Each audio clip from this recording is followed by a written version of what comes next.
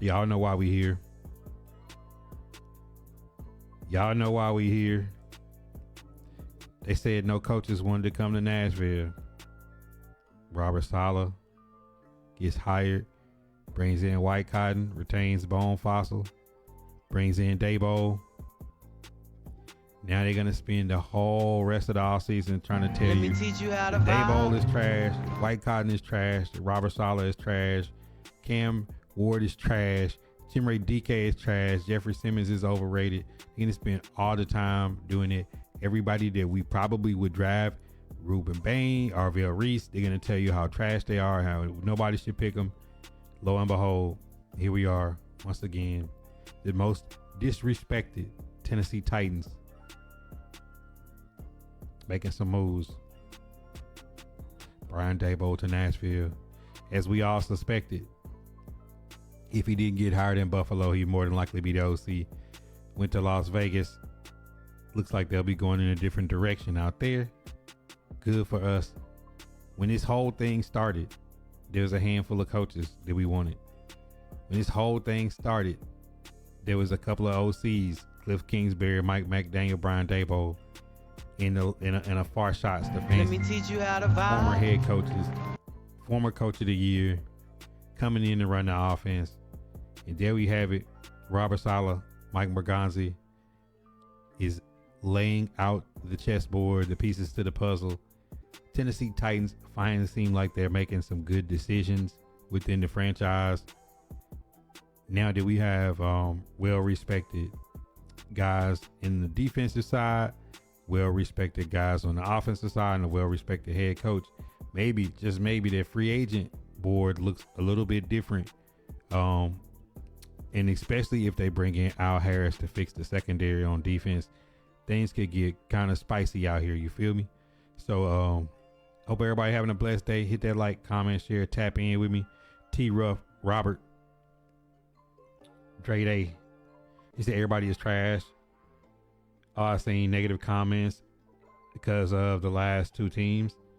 Man, I don't know why people do that. They just misinformed. I just had a guy arguing on my comments saying that Fernando Mendoza is not a first round pick. He should go in the fourth round. He's a system quarterback and he's overrated. It's like, all right, bro. Like, you got it, man. Come on, Nostradamus. Give us the lottery ticket if you know for a fact that Fernando Mendoza is going to be trash in the NFL.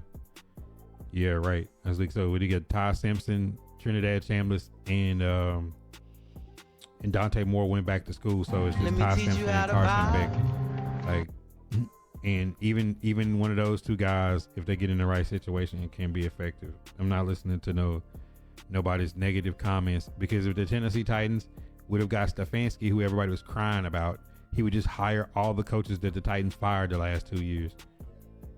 So, I mean, there it is. Titans are assembling a good coaching staff. Yes, they are. Very spicy. Let me teach you how to vibe. D Ford was good. Stevie B, tighten up.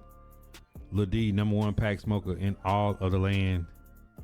What's the vibes? But I'm excited. Like, I'm looking in the comments and I'm seeing people that's not excited about the Tennessee Titans drafting Cam Ward, bringing in Robert Saleh, Brian Daboll, White Cotton, potentially Al Harris, keeping Bones Fossil.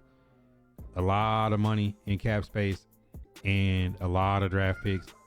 You know, there's still people out there that's saying, yo, we need to bench Cam Ward and play Will Levis. You know, like, we just got to get all those guys off the bandwagon. Please find you another team to watch. If you somehow think the Tennessee Titans need to retain Will Levis, he needs to be the starter instead of trading him for extra draft capital, which in a thin market like this, he probably could go for anywhere between a 3 and a 5th rounder. I say, you know, solidly a 4th rounder would be pretty good value. And now that we got some former head coaches on the coaching staff, this should make it a little bit easier to bring in some free agents to help flip things around. Right, and Daboll did want Cam Ward in the draft, so somebody who already had a plan for what they was going to do with him. Maybe, just maybe, that was part of Robert Saleh's pitch, is that he was bringing in an OC that actually wanted to draft Cam Ward, that had a plan for him already anyways. Lack was good.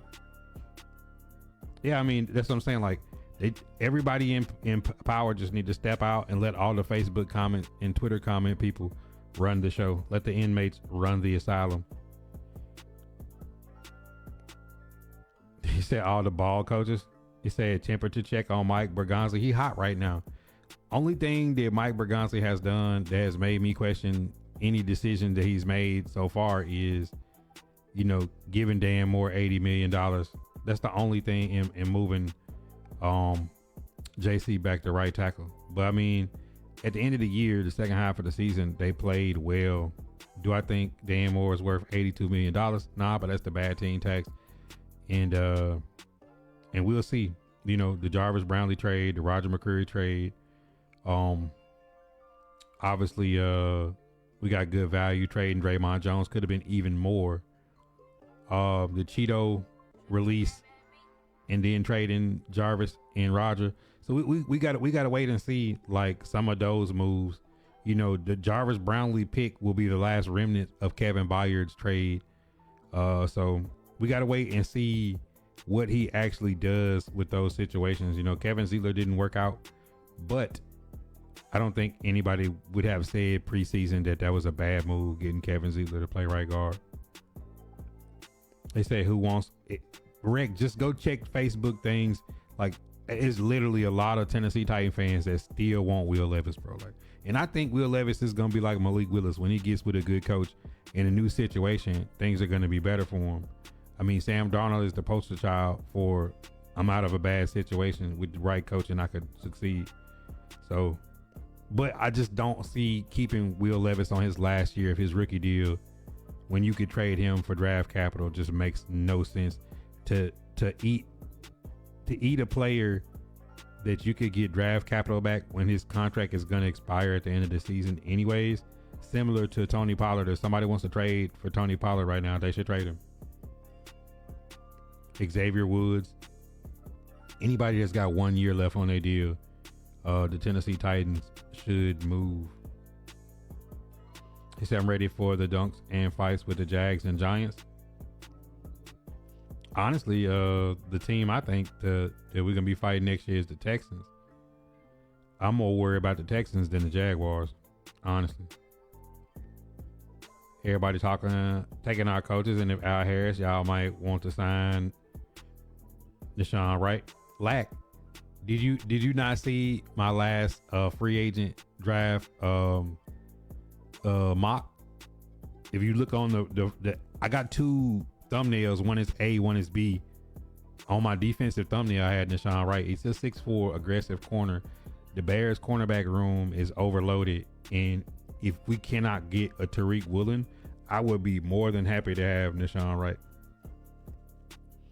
He said move JC in the middle and draft Miami's right. That's one of the dumbest things I've ever seen. No disrespect to you, Craig, but I seen that like my yesterday's pod was about how stupid that is, that you're gonna a guy that's mocked out of the top 10, you're gonna draft him at 4 and then take your top 10 pick who you just moved and move him inside at guard when you already drafted a guard last year in the 5th round in Jackson Slater, and you still have Drew Moss under contract to next year. Like, you have 2 right guards on your team, and you could bring back Corey Levin to play center guard. Why on earth would you not either go in free agency later in the draft if you wanted a guard? Like, why would you take a number 7 overall pick and move him from right tackle to left tackle to right guard? Makes absolutely no sense. Especially when we need edge, cornerback, wide receiver. Like, it's way too many positions we need to fill to be drafting another right tackle, moving our starting right tackle to right guard. Especially seeing as he was hurt the first 6 weeks of the season, and after the bye week, J.C. Latham played and the offensive line played good. Yeah, Levis got to go for draft capital. Like, holding on to a player that's going to have an expiring contract would be the same thing we did with keeping Derrick Henry and not extending him to trade him. You know, we just let him walk for nothing. You know, the greatest running back in this generation in the last decade that's had 2,000 yards at every level. That's a 10,000 yard running back, top 5 all time, and you're going to let him walk and get nothing in return. Makes no sense. I saw a comment, somebody said Daboll would want Levis to start because he fits the offense better. Yeah, especially since Daboll was going to draft him number 2 to the Giants last year.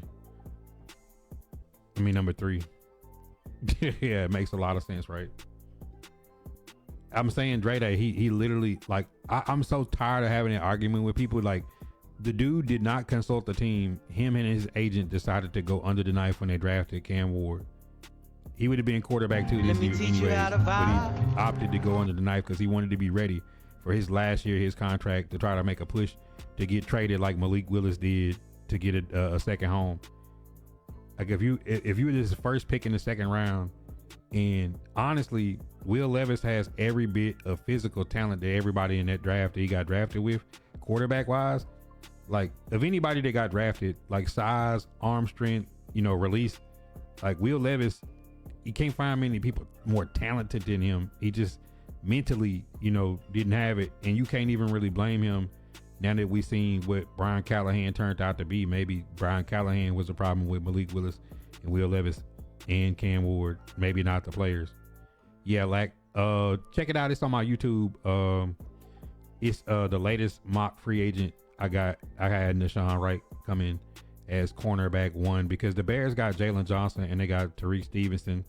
They got some guys that's under contract, so Jags ain't worried about none of y'all. I mean, they really should. I mean, this was the year the Jags. I mean, the Colts was 8-1, and the quarterback had the 2 worst football injuries you could possibly have, and they fell off the side of a cliff. The Tennessee Titans fired their coach the first month of the season, and the Houston Texans, C.J. Stroud, even though he played bad in the playoffs and down the stretch, was out for some time. Joe Mixon didn't play this whole season. Tank Dell didn't play the whole season. They let Diggs go, and then Nico Collins played about half of the season. If the Jaguars couldn't run away with it, now the Jaguars need to worry about which side of the ball are they going to play Travis Hunter on. Because if Trevor Lawrence likes to throw the ball to Jacoby Myers more than Brian Thomas, when you put when you bring Travis Hunter back into the mix, like, who sits on the bench? And y'all got to pay ETN too, unless y'all gonna roll with Basil Tutin next year. I think Levis can get us a 5th, maybe a conditional 4th. Bears don't got no safeties. Yeah, because y'all might let Kevin Byard leave, huh? After leading the league in interceptions. They said it's a big get getting Daboll for sure. And people thought that we couldn't get him. Jags don't stay up top for long, usually a one-hit wonder. Exactly. One and done in the playoffs. When's the last time the Jaguars made it to the conference championship? I'm going to wait. That's why the Texans and the Jags, like, nobody really worry about them. Like, they never get to the conference championship if they make the playoffs. Like if they get in the playoffs, they ain't winning no games.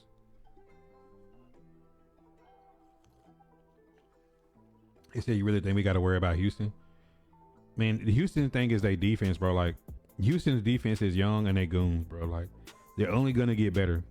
And most of Houston offense did not play this season. So think about Houston's offense if Tank Dell, Joe Mixon, Nico Collins, if all of them was healthy this season. I mean, they got in the last game against the Patriots.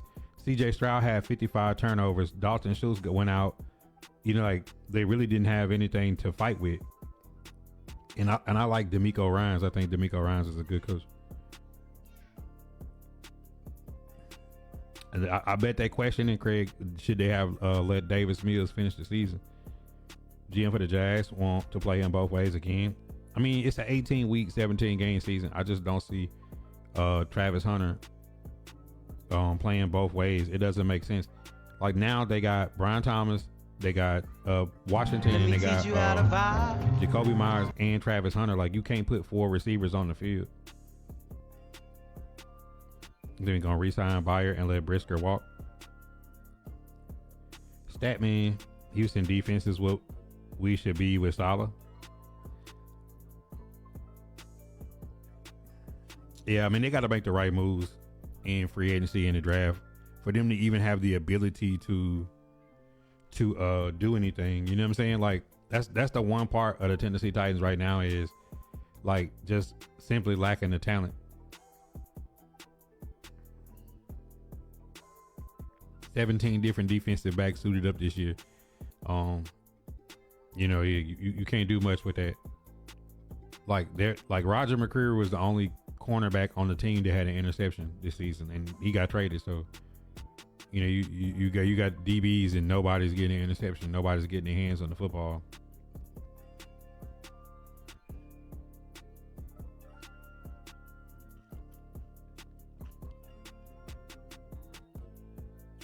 Deep down, the NFL is mad that Cam Ward, Robert Saleh, Daboll, like that good people are coming. If we get some good free agents, they're really gonna lose their mind. If the Tennessee Titans get good free agents, they're really gonna lose their mind. I don't know why that is. That they don't want the Tennessee Titans to have anything good. Tyler Sage, Josh, what's good? Denard gonna eat with the Giants defense. He is. I mean, Brian Burns, maybe he'll get something out of Abdul Carter.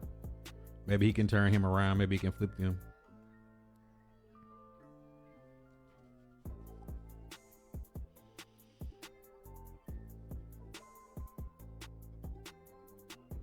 Yeah, DB room was shot. I mean, when you think about L'Jarius Sneed in his legal situation, cutting Cheeto to start Jarvis, paying Cheeto to go to Baltimore and start was just absolutely nuts. Then you got Jarvis and you trade him. He's got a fake boot on like week 2. Then Roger gets traded to the Rams, and then Marcus Harris, who they was playing outside, move him inside the slot. Darrell Baker is a waiver guy, steps up, plays really good. I think Darrell Baker probably played as good as any of the guys that stepped in. I think Marcus Harris is more talented than Darrell Baker. Amar Davis, who the Ravens cut to get Cheeto, wind up, always being in position but get dunked on. Samuel Womack, a waiver wire guy from the Colts, kept falling down trying to guard Jackson Smith and Jigba. He got cut that next week. Kairi Lam didn't get much time. If there was 2 guys I was gonna bring back, I would bring back Kairi Lam and I'd bring back Darrell Baker Jr. and put them as like cornerback 5 and 6 behind Marcus Harris at 3. Micah Robinson, basically a special teamer. Sanusi Kane, Eric Hallett, Kendall Brooks, Mike Brown. Bro, we just going down the line of just naming names of the most unknown. And it was so, it's great story for Kendall Brooks, but tough to have the guy that we got hired as a coach when we played the Niners. The story was, this guy was working at Pizza Hut and wound up getting into the NFL and is the starting free safety guarding George Kittle, trying to tackle him for his, first NFL snap. It's kind of tough. It's like Tennessee Titans was just Quandre Diggs walked away from the team. Xavier Woods. Let me teach you how to starting at free safety. Them mismanaging Kevin Winston Jr.'s injury to where, he came in late, got injured, and then left out again on IR. I mean, how many guys? I just named 17 different defensive backs that played for the Titans this year, and it's just like, it was literally a revolving door. And we talking about week 1 going to Denver. We talking about, and that was the 1 seed. Week 2 playing the Rams with Puka Nacua and Devontae Adams. Week 3, then we going Colts with Pittman Jr., Alec Pierce, Downs. I don't know if A.D. Mitchell was still on the team at that point. And Tyler Warren, the tight end. Then going to Houston, and then L'Jarius Sneed saying he didn't know who Nico Collins was until Nico Collins dunked on him 3rd and 30, and then 2nd and 17. 3rd and 17, like he just dunked on him the whole game. I don't know, man. Just a bad situation in the defensive secondary for the Tennessee Titans this past year. Gonna be nice to see a new offense. It's gonna be nice to see actually OC call the plays instead of a quarterback's coach. Yeah, that was one of the embarrassing moments. Having a first-time head coach call plays, getting demoted, and play calling getting taken so badly that his offensive coordinator was not deemed competent enough to call plays, and they went to the quarterback's coach. So, like, you going to 3rd in command to call plays was just not it. We was the real life replacements. That FedEx worker at punter. Yeah, Tennessee Titans always got some kind of crazy story, right? I bet people don't even remember there was David Martin Robinson. They caught the touchdown against the Raiders. He said, "Come on, Hall." Yeah, I mean, come on, man. Come on, Hall, Sanusi Kane, and Eric Hallett. Like, we're way down the list of defensive backs. And then if you think about edges, Femi Oladejo got hurt and put on season-ending IR, broken the fibula in the Raiders game. And then you had Jahad Ward, who was like the diamond in the rough that came in at edge to help us. Arden Key was in and out all season. And then you talk about Draymond Jones, when he went on the streak of getting a sack every week, getting traded to the Ravens. Like, we had Truman Jones and Jalen Harrell at edge to end the season. And I tip my hat because those guys stepped in and played pretty good considering the circumstances. I think both of them had multiple sacks. And then Ali Gay went out. Bro, you just talk about like CJ Ravenel, James Lynch, like Shy Tuttle, Cam Horsley. Like, we're way down on the depth chart on guys that actually was stepping in to play football for us. Like, we was really down the depth chart. It's that powerful duo, all three levels is tough. Yeah, and I wish that the Ravens would have made that kick and we would have got an extra 4th round. So potentially, if the Ravens would have made that kick, the Titans would have the number 4 pick, number 35, number 66, number 101, another 4th, and then a 5th and 2 6 and a 7th. And like, I don't think they'll be able to trade Snead or Reed. I think those are situations where they're gonna try to get. They're gonna play the long game on those because Reed is somebody that you cut in June, and Snead is a legal situation. I think the best case scenario for the Titans, because they have so much cap space, is to just let it play out. And if you can't feel it, there is a chance that, you know, guys that's on a last year like Tajay Spears and Xavier Woods, Tony Pollard, you make them play these guys and try to trade them preseason or trade them before the bye week. If there's somebody that's in a desperate situation, rather than just cutting them and getting nothing. But I do think Snead and Reed will be gone though. He said they had Denard. You happy good Denard got that job. They had that man in Hall of Fame mode. I mean, when he said in the press conference, like, "Hey man, that's who we got, and that's what we rolling with until I find out otherwise." Like, they literally took every edge rusher and every defensive back he had starting and just like gutted the team. And the defense was still keeping him in games and still stepping up. Yeah, 3 safeties in one game was wild. But that's because they, in my opinion, this is not Denard's fault, but this is more of where the front office had them at.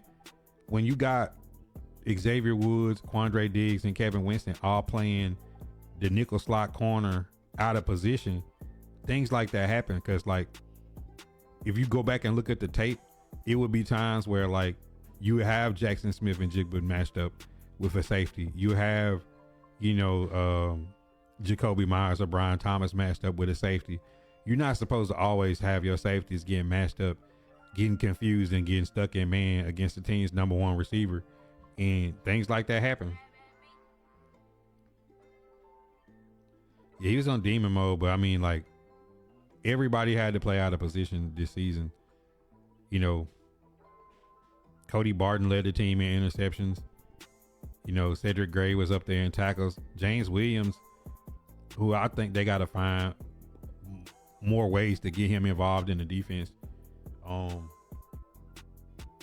It's interesting. I don't think Amani had the year that he wanted to have after getting the extension, but I expect him to bounce back.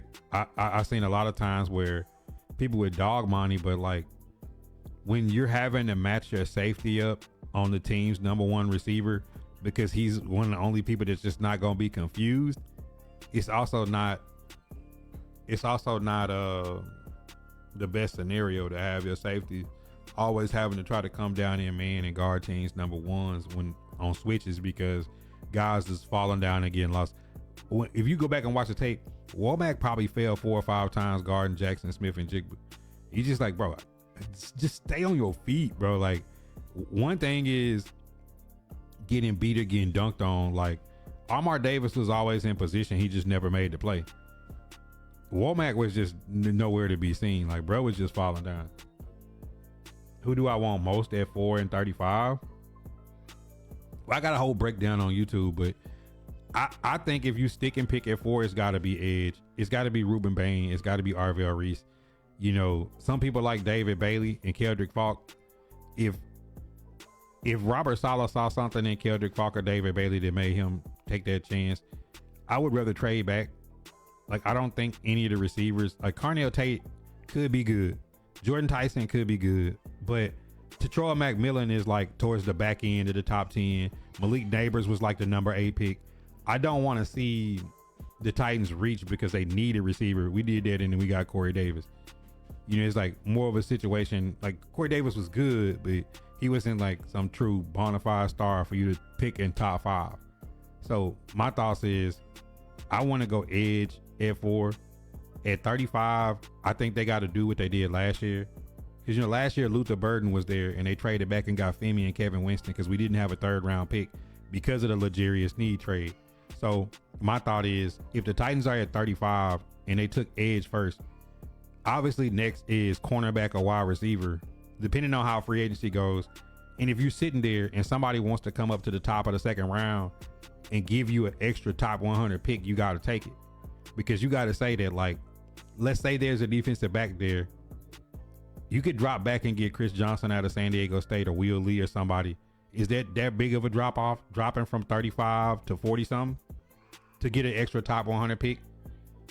Then when you look at if it was a receiver and I don't think he'll fall, but let's say it's KC Concepcion or Denzel Boston or somebody, and you're saying, trading back a few spots and I end up with Jacoby Lane or Zachariah Branch, like, is that much of a drop off to get another top one? The Titans only have like 33 or 34 people signed to active 53 coming into next season.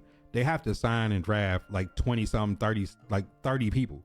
So it's like they got so many holes that the obvious holes would be Crenshaw Dixon comes back, Oli Udoh comes back, Corey Levin comes back. You know, those give you your swing offensive linemen. Depending on what they do with Chig Okonkwo, obviously Isaiah Likely and Kyle Pitts is Cade Otton is a few free agent tight ends that's on the board. You look at wide receiver, you know, the Titans have Restrepo on futures. They have DK and Aomana, Indian Reed, which we all expect him to be gone. You're probably going to need to sign or draft 3 or 4 receivers. Defensive backs, the only person that you have under contract is Marcus Harris at corner. Then you think about Baker Jr., Elam, Amar Davis, like those guys you want to be at depth level. That obviously is not your starters. You definitely need to sign to and draft to at defensive back. You got Xavier Woods, Kevin Winston Jr., and Amani Hooker at safety. You know, like Mike Brown, Kendall Brooks, you know, some of those guys like Jared Reed that they brought. I expect Michael Robinson at the safeties. You got to go make some plays somewhere and add some talent overall across the board. Arden Key is out. Draymond Jones is gone. Jahad Ward, maybe you bring him back for depth. Truman Jones, Femi Oladejo, and Jalen Harrell are edge rushers that's still under contract. I think Ali Gay is still like a 1 year, $1 million, $800,000, something like that. But you got to put some people in some. You got to fill out the roster. You know, defensive line, you got T Sweat, you got Jeff Simmons. You want to bring back Sebastian Joseph Day, very productive player in free agency. You got Ravenel, you got James Lynch, Cam Horsley. You know, you got to start mixing in some guys and upgrading at all those positions. You can't have guys that they ceiling is special teams. You need guys that are ceiling is they can be a really good starter in the league and their floor is special teams. That's the biggest change, Joe Blacko, though. I like to trade back at 35 for sure. I mean, the Titans are in such a spot that at every pick they have to question, is this person a game changer, a franchise player for us that we want to start and really be an impact, or do we trade back and get extra top 100 picks? Because their goal was to get a lot of top 100 picks. You know, the second, third, fourth, fifth, sixth round guys is the people that make your roster. Everybody don't have a roster full of first round picks. You know, your roster is made up of those Gunnar Hams, Chimere DK, Alec Aomaner, Marcus Harris, Jackson Slater, Kevin Winston Jr., Femi Oladejo. Like, those extra round guys is the guys that make up the bulk of your draft. You know, when you start looking at Kyle Monunga, Aronde Gaston, 49ers Upton Stout, Horton, you know, like for the Seahawks, like it's people that you pick in those third, fourth, fifth, sixth rounds that turn into productive players for you and the undrafted free agents, the Aaron Brewers, the Nick Westbrook Akines, those guys that are undrafted that wind up making your roster and being an integral part of the team. Best landing spot for D-Hop. I don't think D-Hop comes back though. I was hard on Hooker, but considering the situation, he was kind of by himself back there helping out Ricky's trying to cover his spot too. I mean, you gotta think like Quandre Diggs like walked off the team, him and Tyler Lockett. So it's like when Xavier Woods gets hurt and he's back there with a different guy every Sunday, and like perfect example is to go to the Seahawks game when they sent Jackson Smith and Jigba in motion, and then Womack falls down and he has to switch off and point, and then now he's one-on-one and he's got from the goalpost to the sideline to guard Jackson Smith and Jigba. How on earth, if you're expecting to be like checking the sidelines or being in a deep half, that you wind up having to cover Jackson Smith and Jigba for the whole entire field? Or game on the line against the Texans, it's 3rd and 16 and Darrell Baker don't get enough depth on the cover 2 drop, and you one-on-one with Nico Collins on the sideline. Nico Collins is 6'4", you lose. You know what I'm saying? Like, it was situations like that.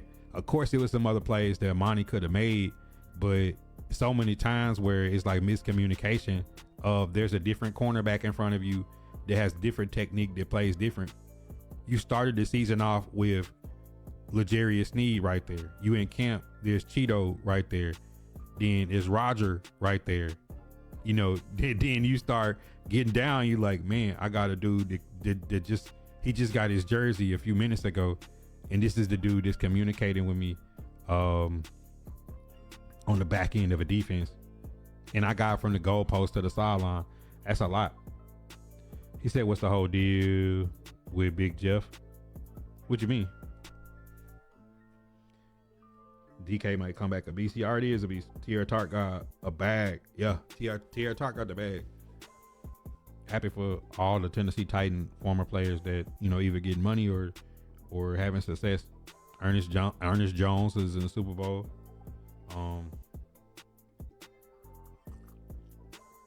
Talking about revenge tour. Ernest Jones got traded from the Titans to the Seahawks, and then beat his former team, the Rams, to go to the Super Bowl. That's a real revenge story written in Hollywood.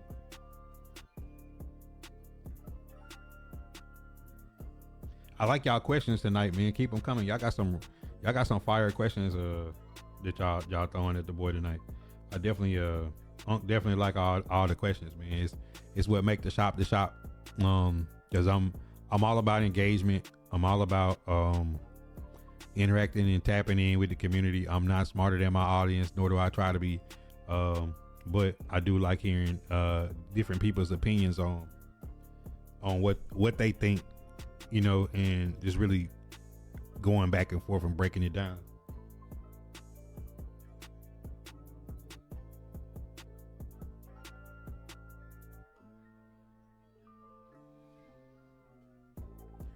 Remember that bad year Bayer had when the secondary was cooked? 2020, I believe, had to overcompensate for his bad surroundings.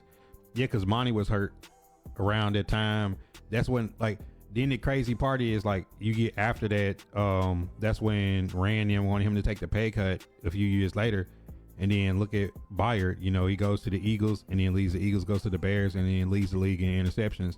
And since Kevin Bayer has left, because there was Elijah Molden right up under Bayer, Elijah Molden goes to the Chargers. The Chargers have been in the playoffs every year he's been out there, and we haven't successfully put a free safety in that spot since Kevin Byard has left, because Molden went to the Chargers, and then you have Quandre Diggs, you have Xavier Woods, Kevin Winston Jr. was hurt.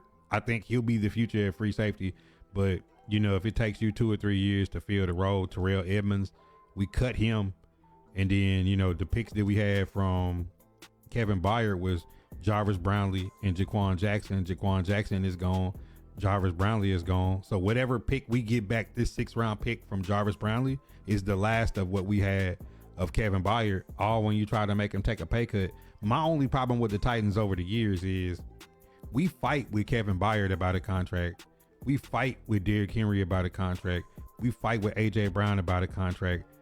But then we paid Dan Moore $82 million. We give Lloyd Cushenberry almost $60 million. You know, like, I just feel like, you know, at times the Tennessee Titans pay the wrong people. We gave Tyler Lockett $4 million, and then Nick Westbrook Akine leaves, and we could have gave him $3 million. I know people would say like he made the choice on his own, but like they could have extended him early. Like I would hate that if we didn't extend Chig and we don't pursue Isaiah Likely or Kyle Pitts, that we wind up paying, you know, what we paid for Jeff Swain and Austin Hooper, which was like $10 million combined for guys that don't be as productive as Chig. I mean, Chig played every game in 4 years and was run after catch, receptions, and yards. I don't think anybody had more than him in his time here in Nashville. Even though Gunningham will be tight end 1, but now, you know, who's going to feel that production of that guaranteed 500 yards and 50 catches? That helps a quarterback as a safety valve that can break tackles and run after catch. You're not just catching in the fall. Byard should have never left. He should have been a lifetime Titan. What's going on with the Eagles OC job? A lot of pressure. Yeah, Big Jeff should definitely get a big extension. I think Skoronski should get extended too. He said likely not leaving. Are you sure? I mean, they just gave Mark Andrews the bag. Mark Andrews is the all-time like leading catcher for the Ravens franchise. Obviously, Mark Andrews is tight end 1. If somebody's telling Isaiah Likely we're gonna give you $10 to $15 million and you're a tight end 1, he's gone, brother. Like the Ravens are not spending $15 million on tight end 2.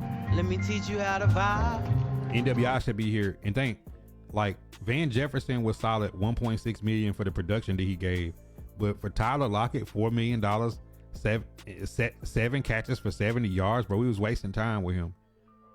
Like that should have been Nick Westbrook, you know, run blocking and possession catching. I mean, he had 9 touchdowns the season before we let him go. And then like our best 2 receivers combined was not 9 touchdowns. Like, you know, it's like sometimes you got to pay for production when you home grow these, you know, Aaron Brewer to be like playing at a Pro Bowl level, an undrafted guy that we had at center, that they just was playing him out of position wrong at guard because he was too undersized to play guard. When they put him at center, he's like a world beater because he can get up to the next level. And then to give Cushenberry almost $60 million and he missed as many games as he played, and the offense ran the ball better when Corey Levin was at center. You just have to question yourself, like, you know what I'm saying? You got undrafted guys that probably could give a next to nothing contract. You know, NWI probably could have been like a 3-year, $10 million deal with most of it guaranteed, a little bonus or some form for his hard work. And you got a solid wide receiver 4 that can do special teams, that's gonna run block, and is gonna catch the ball when you throw it. I mean, I think the Titans got to get back to that. You know, you spent $60 million on the center when you probably could have spent, you know, 3 years, $20 million on Aaron Brewer, and then just draft a center. You know, like the center from Indiana now. Like you could draft somebody like that and just groom them until they're ready. Callahan wasn't using Chig right. He wasn't using anybody right. He had Chimere Dike blocking orbit motion screens so Tyler Lockett could catch the ball. Like, where is Tyler Lockett going to catch the ball on the screen? Like, where's he going? Like, you got your 4-3 record-breaking rookie wide receiver blocking for a 35-year-old wide receiver with a bald head. It just don't make sense. No disrespect to Lockett. Lockett's the GOAT, but like at this stage in his career, like I would rather have Nick Westbrook blocking a screen pass for DK than paying Tyler Lockett $2-3 more million than what we was paying NWI or Van Jefferson to play in that role. I mean, look at Tony Pollard's second half of his season versus first half. Like every single person, like they was not getting AO and DK the ball. They was not getting Gunnar Helm the ball. Gunnar Helm broke the rookie tight end record just when they started giving them the ball halfway through the season once the Callahans was out. When you put it like that, yes, if someone overpays, he's gone. Mm-hmm. I don't even think it's overpaid. I think that, Isaiah likely will be in the top half of the tight ends in the league. As far as just talent, I think he could be like a top 10 talent, if he's getting more looks. But he got to stay healthy too, though. Man, Callahan couldn't do nothing right. When I seen Mike Vrabel run on the field and tell Drake made a slide and call a timeout and grab the referee, I said, man, Brian Callahan could never have his head into the game, understanding everything that's going on like that. It's snowing. This man is running, pointing to his quarterback to get down, and also using his left hand to grab the referee to tell them that he's calling timeout and to point at the head judge and say it was 1 second. You know what I'm saying? Like Vrabel really told him what to do. Yeah, I mean, Isaiah Likely is a dog, bro. Like, but see, Tennessee Titans got to think of it like this. I would spend the money on Kyle Pitts or Isaiah Likely, or, if we should have extended him early and got a team friendly deal with you. Gunnar Helm is tight end 1, but also having that secondary tight end that could dunk. Titans are going to be in 12 personnel like the Rams and like the Niners more so than they're going to be in 3 wide receiver sets, just because they don't have the talent right now. Now, if they go out in free agency in the draft and, you talk about following my code of saying, let's say you do get Alec Pierce or Romeo Doubs in free agency, and you do land Zachariah Branch or Brazel or Bell or somebody in one of them Indiana boys, and you got 5 good receivers, possibly 6 on your roster. Yeah, you might run trips formation a little bit more than they have in the past. But Tennessee Titans, when they start running 20 tight end sets, ran the ball better with Luke Stocker, and past the play action game was better. Because you just don't have a lot of good wide receivers. You can't be in a lot of 3 receiver stacks if your third receiver is a liability and your 1 and 2 really not beating nobody's top corner. He said, so it's solid. Who do we draft first? I say Ruben Bain. I think if Ruben Bain is there for, like, assuming the Raiders is taking Mendoza and the Jets is at 2, who knows what the Jets will want to do. The Jets got 2 first-round picks, so I'm kind of worried about the Jets taking somebody that we might potentially get, and then right in front of us is the Cardinals. Cardinals is another team in a bad situation. I did a whole pod on this. Cardinals got to get rid of Kyler Murray before middle of March, or they're going to have to eat another $18 million if they don't intend on him being QB1 next year. So, if the Cardinals move Kyler Murray, who knows what they want to do with the 3rd pick. So if you're the Tennessee Titans and let's say something crazy happens and the first 3 picks is Mendoza, Arvell Reese, and Bain, Titans should trade back. I know people are going to say David Bailey, but man, give me that extra top 100 pick, bro. Unless Bailey does what James Pierce Jr. did in last year, run a 4.40 at edge rusher or something, like, it's a lot that could happen. Because I don't want to take a cornerback or a receiver early just because we need those positions. I think you got to take best player available. Then people will start saying Jeremiah Love. It's a lot of people that I love to have, but it's like, what are they going to do in free agency? Now, let's say they get Nashawn Wright, they get Kayvon Thibodeau, they get Alec Pierce, they get some of these people in free agency. Just think, those 3 people I just named, Alec Pierce would be like 20 million. Nashawn Wright would be like 15, 20 million. And Kayvon Thibodeau would be like 15 million. The Tennessee Titans would still have like 60, 70 million dollars in free cap space. So you know, if you get some big names out there in free agency, then you come into the draft with a whole different mindset of what you want to do. He said Cardinals might go O-line, but I don't see them going O-line at 3. There's not an offensive lineman in this draft that you're dying to pick at 3.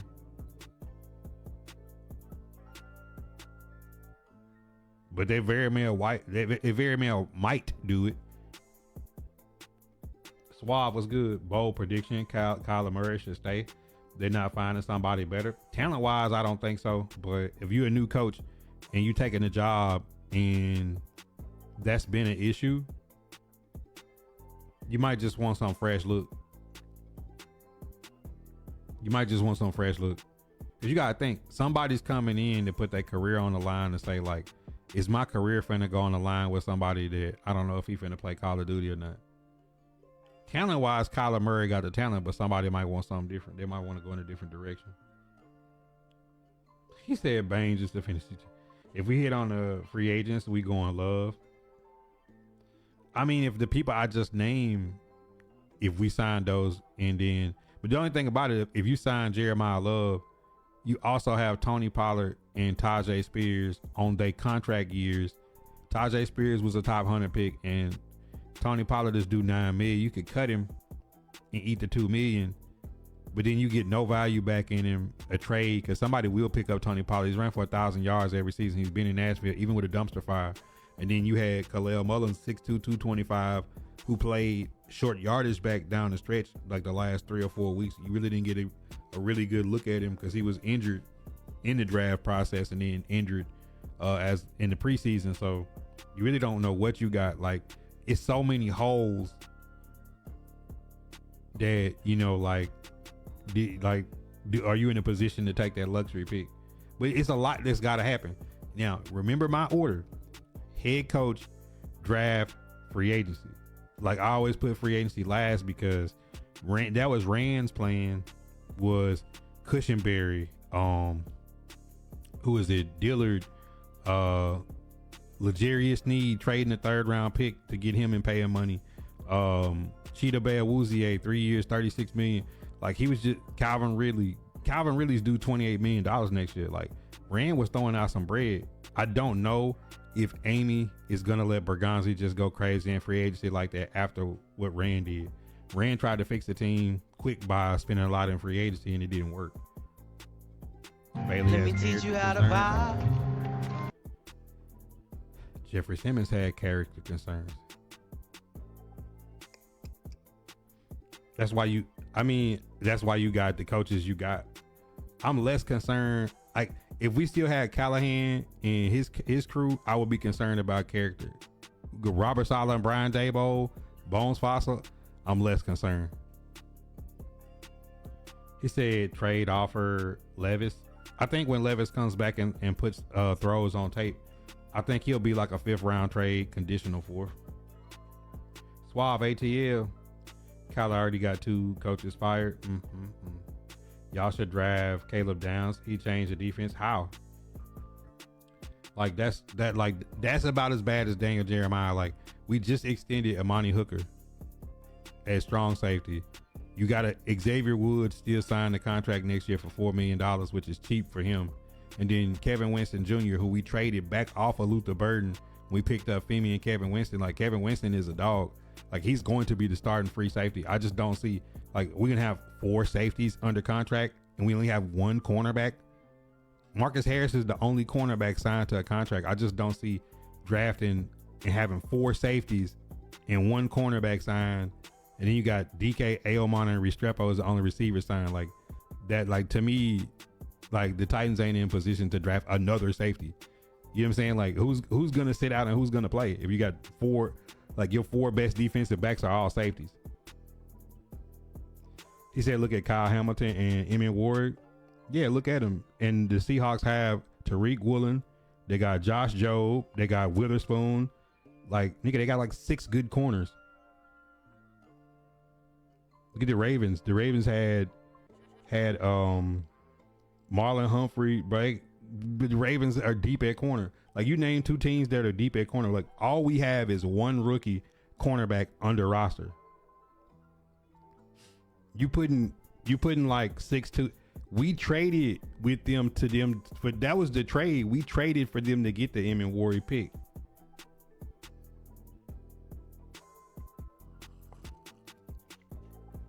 I do think it'll matter because he do want those captain type of players like Caleb Downs. I just like who is gonna sit if you got a Monty Hooker, you got Caleb Downs, you got Kevin Winston Jr. and then you got Xavier Woods. Like, what are you doing with 4 safeties?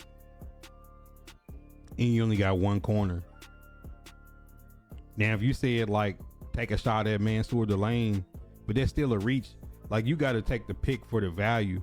If I was going to take a value, just best overall player at 4, and it wasn't edge or it wasn't receiver, I'd take Jeremiah Love, but before I take Caleb Downs, just because we don't need him. That would be like taking Peter from Clemson, the defensive tackle, the number 1 defensive tackle, and you like, well, what are you gonna do with Jeff Simmons and Tavondre Sweat? It's like you're gonna be drafting 3 defensive tackles. Like, you don't take the position you best at and then just overload.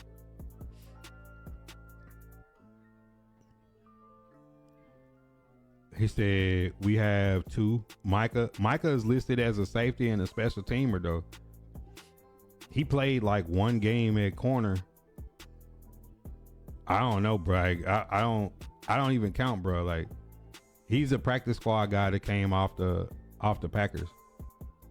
That did, like, he couldn't get on the field in front of all those people we named. I just don't trust coming into the season saying like, I think Micah Robinson to be on practice squad. I want Harold Perkins Jr. in the 4th. Yes, we're watching the Senior Bowl. I had Harold Perkins on one of my mocks, but it's gonna be some good linebackers that's gonna fall in the rounds.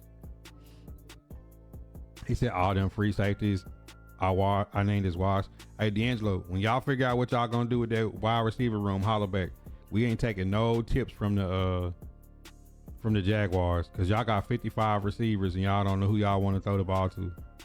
Game on the line, you got Brian Thomas and Parker Washington. Y'all threw the ball to Jacoby Myers again. And y'all gonna have y'all traded y'all first round pick this year to trade Travis Hunter to play him on both sides of the ball so I can blow out his knee again. We ain't listening to nothing in Jacksonville. He said value at cornerback is in the 2nd. I think it's a lot of value at cornerback and receiver in the 2nd. So I think your first round pick, the way the defense is gonna set, just if Ruben Bain is there, don't overthink it. Just take him. Ruben Bain on one side, Femi on the other side, T Sweat and Jeff in the middle, and with those 4, you can rotate and play them inside out, except for T Sweat. Like I wouldn't make this too difficult. He said ROC and DC coming back. That don't mean nothing to me. I said you got 4 receivers who playing and who ain't. Y'all finna trade Brian Thomas? Yeah, I mean, the more I look at it, the more I felt like Arvell Reese and Ruben Bain might be off the board. Like, I got a real feeling that Mendoza gonna go 1 and Arvell Reese and Ruben Bain gonna go 2 and 3. Titans gonna be sitting there at 4, questioning whether they should take Jordan Tyson, Carnell Tate, Jeremiah Love. Like, I still think people are high on David Bailey, but I think that's kind of reaching on him at 4. Upside, Keldrick Falk could be crazy as a top guy like that. Like, dude, Keldrick Falk is like 6'6", 280. Like, he got a different type of frame. Who knows, man? Like, if Arvell Reese and Ruben Bain off the board, man, just trade back. Just trade back. Give me an extra top 100 pick. The extra top 100 pick might land Zachariah Branch or a good cornerback, you know, at the end of the 2nd or the top of the 3rd or something, man. You know, just give me more picks, man. Give me more shots in the dark. Cause I got like the Jet, like it would be more simple for the Jets. got 2 first rounders in their first round to take Arvell Reese or Ruben Bain, and they second one to take Ty Simpson. You know what I'm saying? Like, that make more sense. Like, they killing 2 birds in one stone. And then the Cardinals, depending on what they got going on with Kyler Murray, like, who knows? The Cardinals did it with the Texans a few years ago and traded out of 3. The Cardinals could trade out of 3. And somebody could be coming up to get Ruben Bain or Arvell. Sad. If that happened, boy, I'm gonna just slide in my chair and pray they trade back. He said Mekhi Lemon is good enough to go at 4. He my favorite wide receiver. I don't think so. I mean, look, there's Mekhi Lemon, there's Carnell Tate, and there's Jordan Tyson. Out of the 3, who I think the most talented is Jordan Tyson, but he got injury history. You know, Mekhi Lemon, to me, is he that much better than Casey Concepcion, Zachariah Branch, you know, all the guys that fit in that type of size and role, than Carnell Tate? Taking him at 4, you know, is Carnell Tate that much better than Denzel Boston, Chris Bell, Chris Brazel, Jacoby Lane, Jeremy Bernard?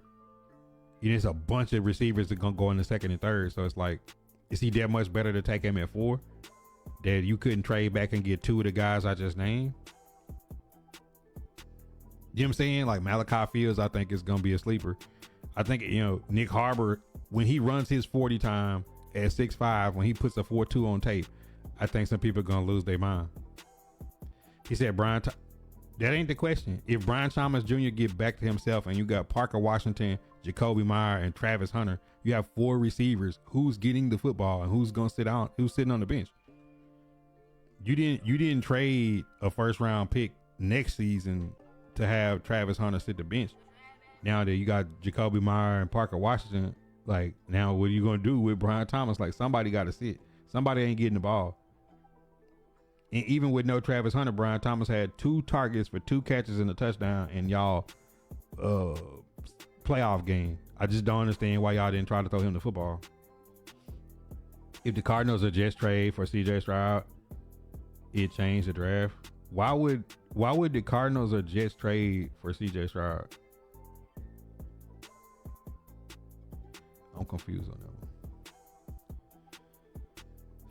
I can see one of those teams trade for Mac Jones.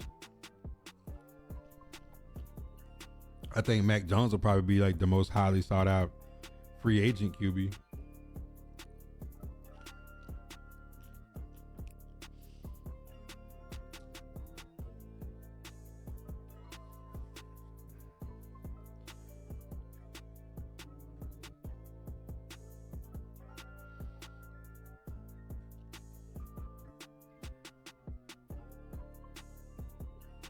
It's interesting though. I mean, this is gonna be like, this has been the craziest season. This has been the craziest off season. This has been the craziest coaching carousel. Like, and then we still have the draft and free agency. Like, things can spin even more. No Chiefs, no Ravens, a bunch of coaches getting fired. We got the Seahawks and Patriots in the Super Bowl. Bo Nix getting hurt before the AFC Championship. Like, this has been like single-handedly probably one of the wildest, most parody seasons I've ever seen.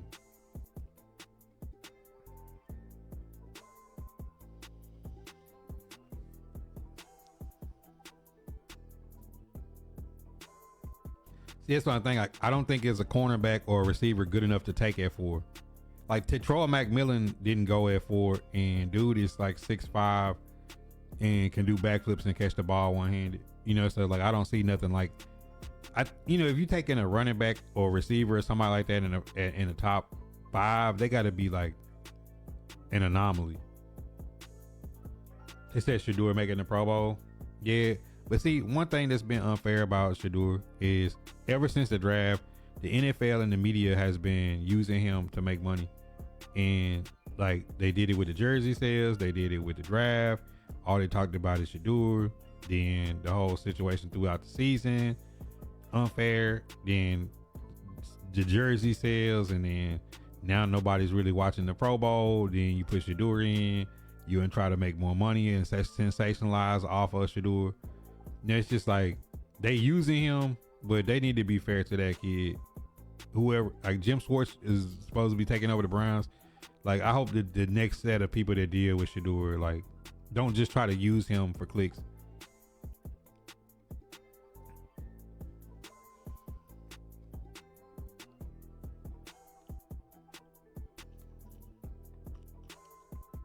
One thing you can say is this season has been entertaining, bro. You know what I'm saying? If nothing else, you could say this has been an entertaining season. Even the two conference championship games like came down to the last play. If this is like a last second goal line type of situation, Patriots Seahawks like it was with Malcolm Butler picking off Russell Wilson, like I'm gonna lose my mind.